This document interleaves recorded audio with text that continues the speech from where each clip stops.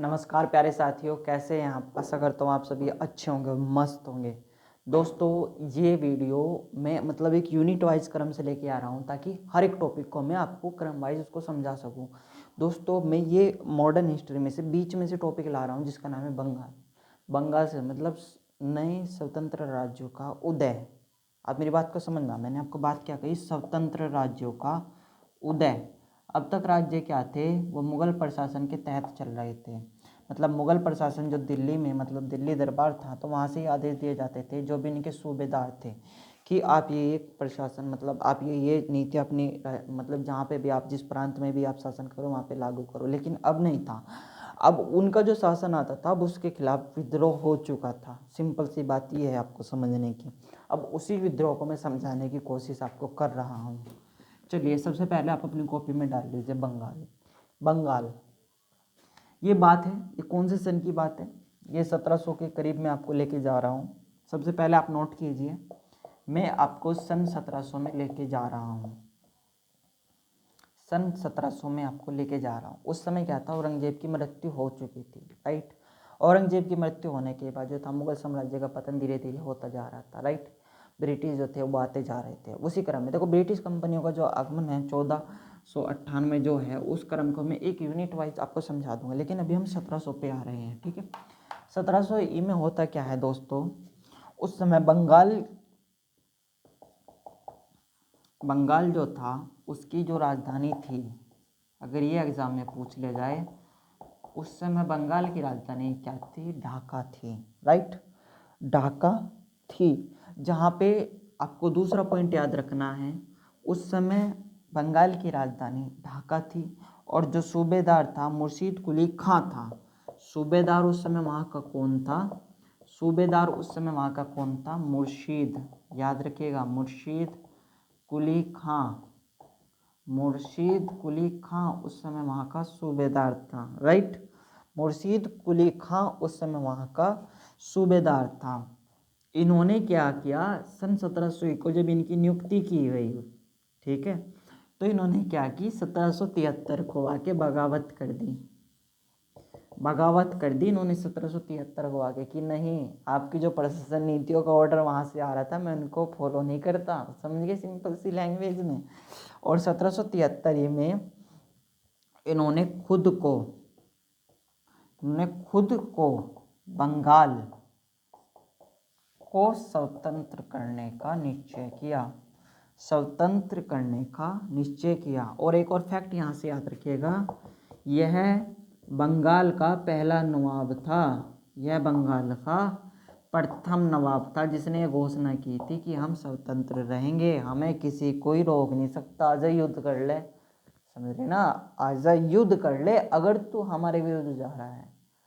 इसने चुनौती दे दी थी साफ साफ, जहाँ से प्रशासन नीति इसके जिसने इसको सूबेदार बने उसको ही कह रहा है कि तुम मुझसे आगे युद्ध कर ले। तो भाई कुछ ना कुछ तो होगा अगर पूछ लिया जाए। तो ये रखना, यह पहला बंगाल का नवाब कौन था जिसने स्वतंत्र बंगाल को बनाने की घोषणा की, तो आपको याद रखना है मुर्शीद कुली खां, याद रहेगा।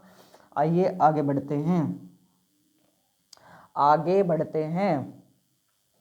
इसने 1773 से 1727 तक, इसने 1773 से 1727 तक शासन किया। ये बात याद रखिएगा। चलिए उसके बाद आगे बढ़ते हैं, उसके बाद इसने क्या किया, इसने जो ढाका राजधानी थी उसको बदल दिया। इसने यहाँ पे आपको इस प्रकार से याद रखना है, इसने जो अपनी राजधानी थी उसको बदल दिया।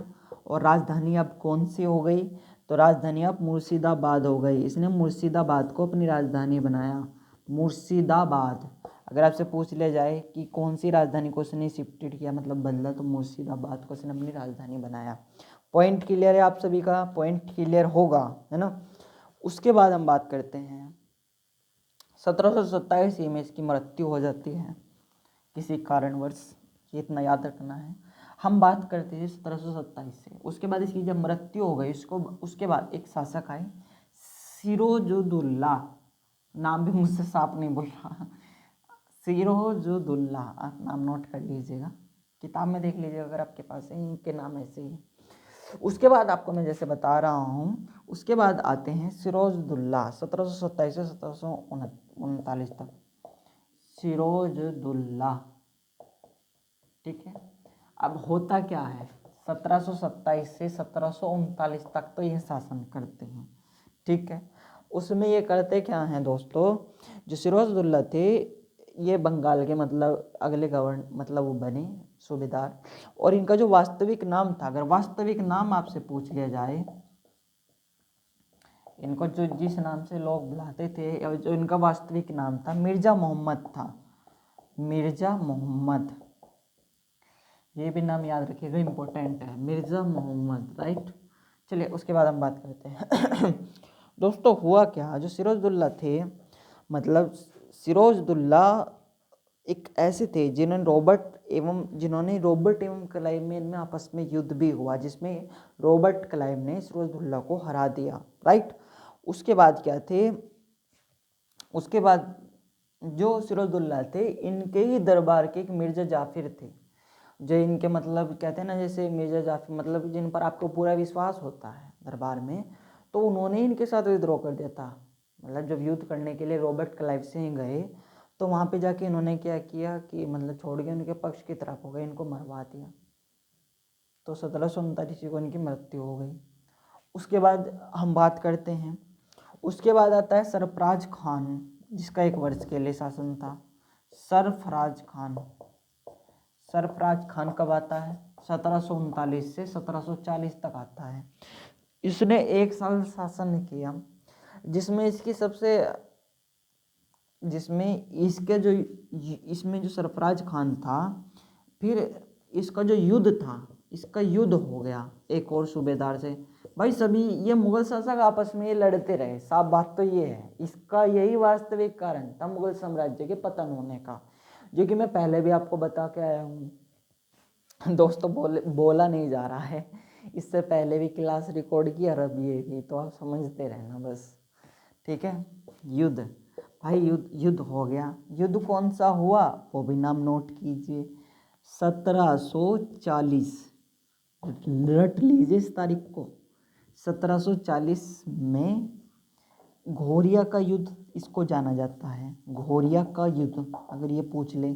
अब घोरिया का युद्ध किस किस के बीच हुआ, तो वो भी नाम नोट कीजिए। एक तो थे भाई अलीवर्दी खां, दूसरे थे सरफराज खान।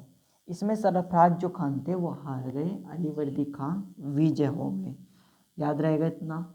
उसके बाद क्या होता है, जब अलीवर्दी खां मतलब विजय हो जाते हैं, तो उसके बाद उनका शासन चलता है 1740 से 1756 तक, ये बात याद रखिएगा, 1756 तक। उसके बाद कौन जीत जाता है, अलीवर्दी खां। चलिए अब बात करते हैं आगे। वैसे आशा करता हूँ आप सबको कक्षा अच्छी लग रही होगी, और ये बहुत डिफ़िकल्ट होते हैं, इनको दिमाग में रख पाना बहुत मुश्किल होता है, क्योंकि इतिहास सबको बोरिंग लगता है, समझ रहे हैं ना। चलिए हम बात कर रहे हैं अब 1740 से 1756। चलो भाई, अब क्या था, अब अलीवर्दी खां युद्ध जीत गया, अलीवर्दी खां अब क्या कर गया, युद्ध जीत गया। अब वो क्या करने लगा, शासन करने लगा। कहानी कहाँ से शुरू हुई थी, मुर्शीद अली खां से शुरू हुई थी। अब अलीवर्दी खां जब मतलब युद्ध जीत गया, तो उसके बाद क्या हुआ, किसी कारण मतलब इसने अच्छा चीज़ है कि भाई सबको टैक्स कर, मतलब जो चीज़ें आपको पढ़नी होती है मार के, सब चीज़ें मतलब प्रशासन अच्छा चला। किसी कारणवश इसकी 1756 में मृत्यु हो गई। उसके बाद एक नाम उभर के आया 1756, जिसने केवल 1 वर्ष तक शासन किया, और इस शासन में उसने अंग्रेजों की नाक में दम करके रख दिया, जिसका नाम था सिरोजदुल्ला। सिरोजदुल्ला,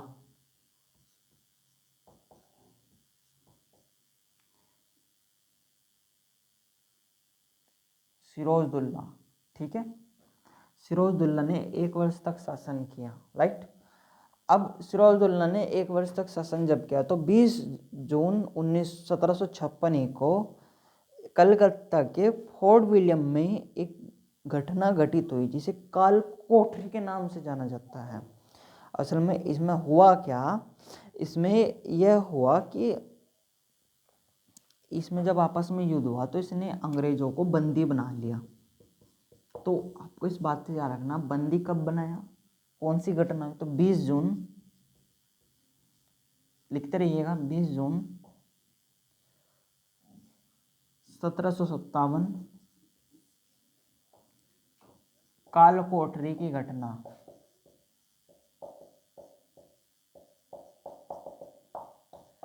इसमें इसने 126 अंग्रेजों को बंदी बना लिया, जिसमें से 123 मर गए, 11 जिंदा बचे, जिसमें से एक बाहर निकल के आया।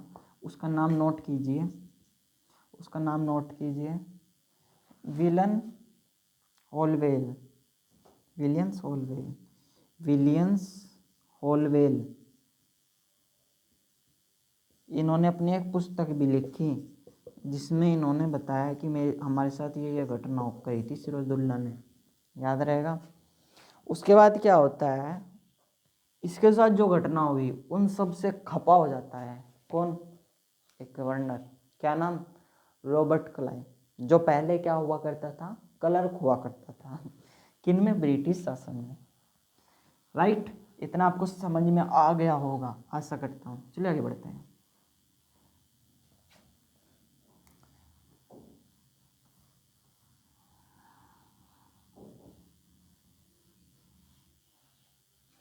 चलिए आगे बढ़ते हैं, बढ़ते बढ़ते बढ़ते आगे हम बढ़ गए। चलिए अब मैं बात करता हूँ 1757 की। 1757 में जो रॉबर्ट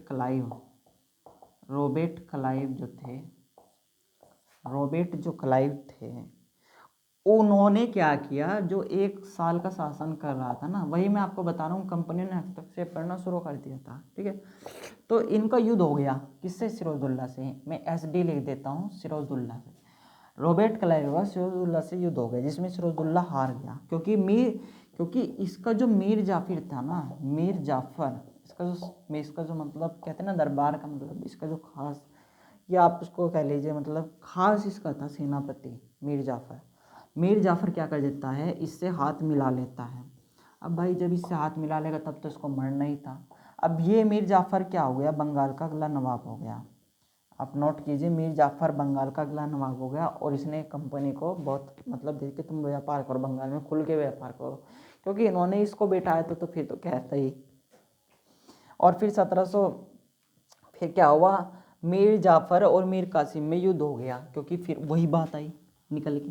भाई जब इन्होंने इसको बिठा दिया, अब इसके पीछे तो अंग्रेजों का हाथ था। अब मीर कासिम और मीर कासिम नहीं चाहता था कि भाई तो अंग्रेजों के साथ मिल के मतलब उनको मतलब हस्तक्षेप करें यहाँ पे आके, है ना, मतलब अंग्रेज वो उससे चिढ़ता था, तो वही बात है। अब मैं बात करता हूँ मीर जाफर मीर कासिम में युद्ध हो गया।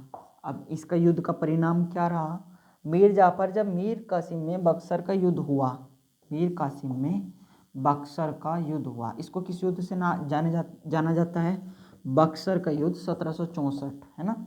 बक्सर का युद्ध 1764 में इसको जाना जाता है कि मीर जाफर मीर कासिम में युद्ध हो गया भाई आपस में, राइट। जब इन दोनों में युद्ध हो गया तो इसमें क्या हुआ कि मीर जाफर भी मारा गया, मीर कासिम भी मारा गया, मीर जाफर मीर कासिम भी मारा गया। और अब बचा कौन, अब बचा शाह आलम। जब दोनों ही मारे गए तो फिर एक नया नवाब निकल के आया, उस नवाब का नाम था, नोट कीजिए, उस नवाब का नाम था शाह आलम द्वितीय। भाई अब शाह आलम द्वितीय ने कहा, देखो भाई साहब, मैं तो इन दोनों की तरह नहीं हूँ, कोई हस्तक्षेप करे, जब भी कोई आएगा तो आपको मेरी सुरक्षा के लिए आ जाना, अगर वो मुझ पर युद्ध ना कर पावे। यह बात इसकी सिंपल सी थी। उसके बाद जो शाह आलम द्वितीय था, इसने संधि कर ली। कौन सी संधि करी भाई, अंग्रेजों के साथ, नाम याद रखिएगा, इलाहाबाद की संधि कर ली। 1765 में इसने इलाहाबाद की संधि कर ली। कौन सी संधि, इलाहाबाद की संधि। और जब इलाहाबाद की इसने संधि कर ली तो इसने रॉबर्ट क्लाइव, शाह आलम, सिराजुद्दौला के मध्य 1765 से 1722 तक बंगाल में द्वैध शासन लगाया गया। मैं क्या कह रहा था, 1765 से 1772 जो मैंने आपको बताया 3 साल क्या लगाया गया? द्वैध शासन लगाया गया। द्वैध शासन व्यवस्था मतलब कंपनी का एक स्ट्रक्चर खड़ा हो गया था, समझ रहे हैं कि जो राजा थे मतलब उनको सुरक्षा देनी, ये करना वो करना, तो इस प्रकार द्वैध शासन व्यवस्था लगाई गई जो पॉलिटी में मैं आपको पढ़ा के आया था। और इसी द्वैध शासन व्यवस्था के तहत सबसे ज़्यादा भारत को लूटा भी इसी 3 वर्षों में गया, ये भी बात ध्यान रखिएगा, ठीक है। और 1776 में रॉबर्ट जो क्लाइव थे उस पर ब्रिटिश जब मतलब विद्रोह हुआ एक तरीके का, ठीक है, तो उस विद्रोह से क्या हुआ, जो रॉबर्ट क्लाइव थे उन पर कुशासन का आरोप लगा दिया गया कि आप तो भाई कुशासन हो, आपने भारत को लूटा, सारा माल आप नहीं हड़ पाए। इस कुशासन का आरोप अपने ऊपर लगने पर ब्रिटेन में जाकर उसने जहर खाकर आत्महत्या कर ली थी। ऐसा कौन सा गवर्नर है जिसने ब्रिटेन में जाकर जहर खाकर आत्महत्या की? तो नाम याद रखिएगा, रॉबर्ट क्लाइव। चलिए, भारत का संवैधानिक विकास में आपको फिर कभी पढ़ाऊंगा।